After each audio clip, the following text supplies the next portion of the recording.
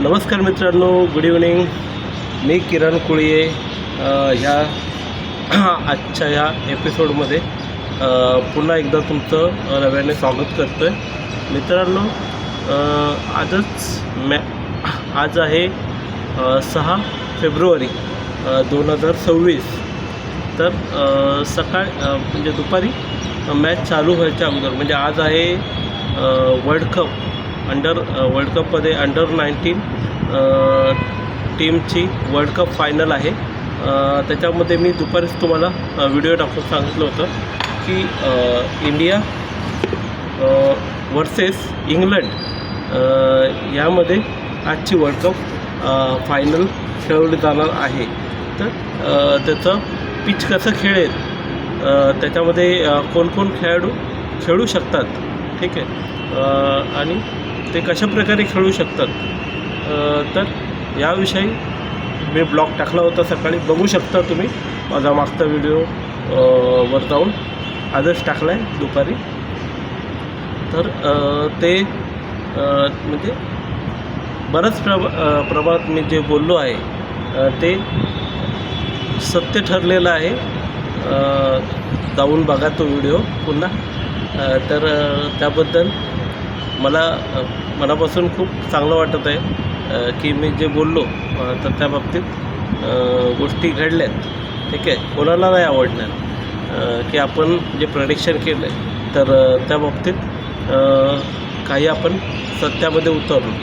तर मी बोललो होतो की जर आपल्याला सुरुवातीला थोडंसं म्हणजे टिकून खेळावं लागेल, पण नंतर पिच आसान होऊन जाईल. त्याने धैर्य ठेवलं तर नक्कीच चांगली कामगिरी आपण या मॅचमध्ये करू शकतो.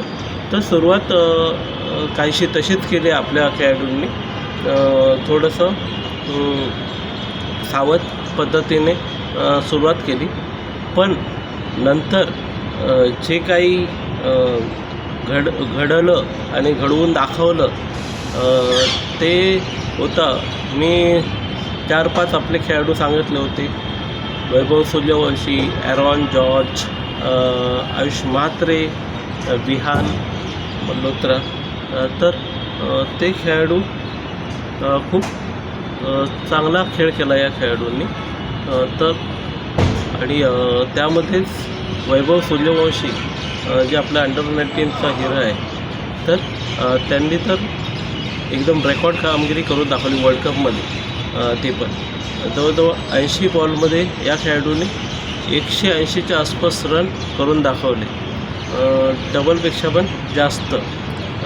काय स्ट्राईक रेट असेल बघू शकता, 6-4. इंग्लंडचे जे बॉलर होते त्यांची पूर्ण चामडी उधळून काढली या खेळाडूने. तर खूप चांगल्या प्रकारे बॅटिंगचा नमुना दाखवला की कसं खेळलं पाहिजे, आणि ते पण वर्ल्ड कपमध्ये, की समोरच्या टीमला पूर्ण म्हणजे दाबून टाकलं या मॅचमध्ये वैभव सूर्यवंशीच्या बॅटिंगने. त्याच्यानंतर आणि त्याच्याबरोबर जे कोणी खेळले बरोबर, तर त्यांनीही वैभव सूर्यवंशीची खूप चांगल्या प्रकारे साथ दिली.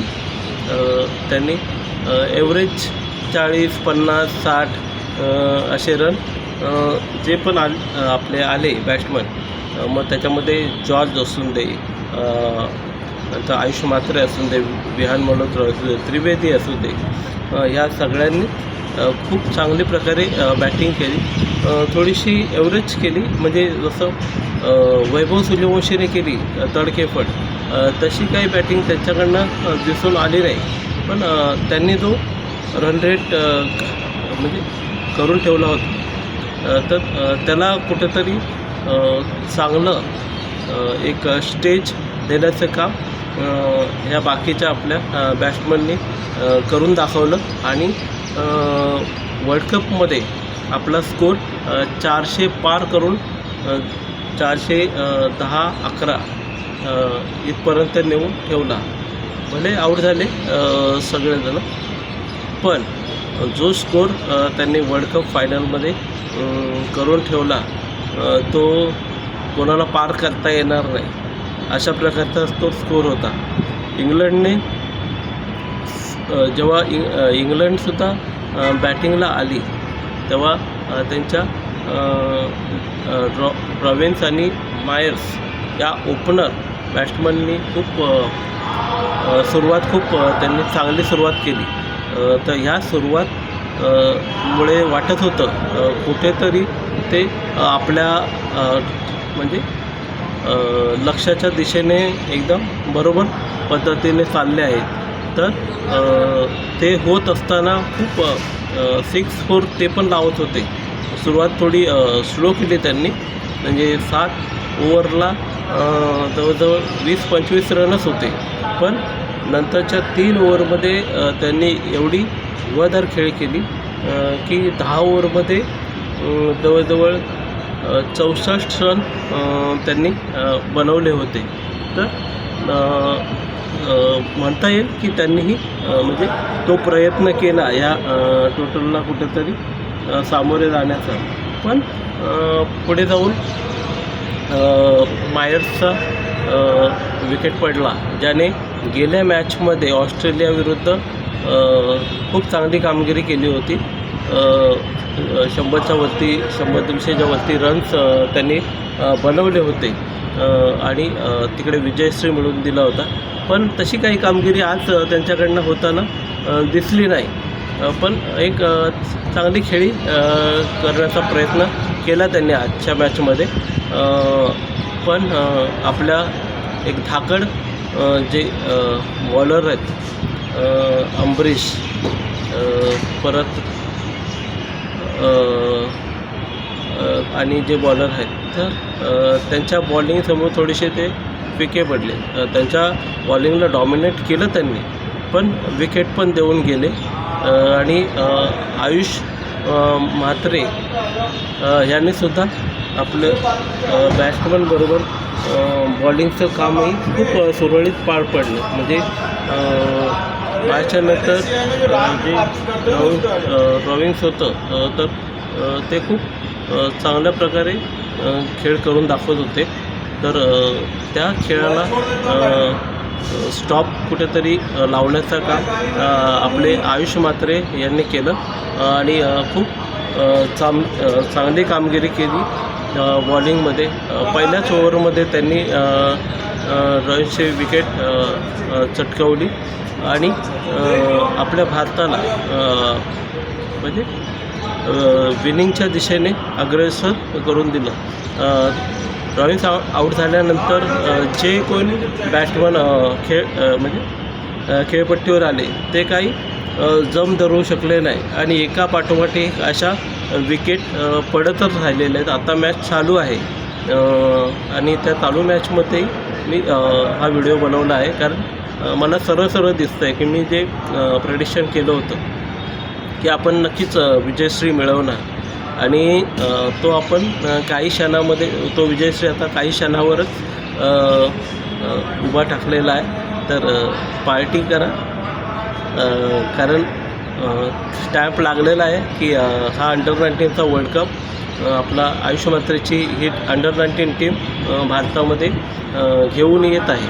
तर ज्यांनी कोणी भेट लावली असेल आपल्या इंडियाच्या वतीने किंवा ज्यांना आवडत आहे, जे आपले क्रिकेट खेळाडू आहेत भारतातले, जे कोणी फॉलो करतात अंडर-19चे मॅच, तर